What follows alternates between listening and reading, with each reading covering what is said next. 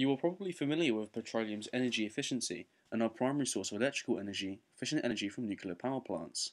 Therefore, I will cover all alternative energy sources in the context of energy efficiency. These sources are wood fuel, biomass fuels, synthetic fuels, geothermal energy, fusion energy, and two other unexpected energy sources. Wood was humankind's first energy source. At abundant tree sources thousands of years in the past, our ancestors cut down trees for the heating fuel.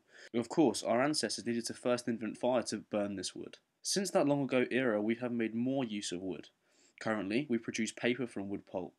Although wood supplies are huge, they are not inexhaustible. We must not lax from the responsibility of planting 2 trees for every one we cut down.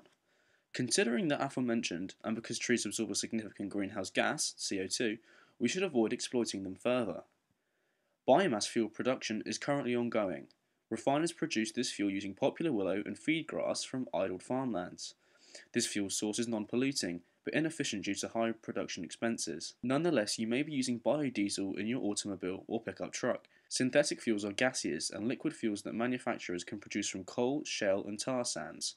Although these fuels can reduce petroleum consumption, and thereby greenhouse gas emissions, they are too expensive to produce commercially on a large scale.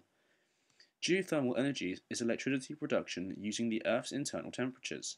Although mainly non-polluting, geothermal power plants' sulfur emissions are only a few percent of those from fossil fuel alternatives. To make efficient use of this alternative energy, companies would need to dig deeper and deeper towards the Earth's core.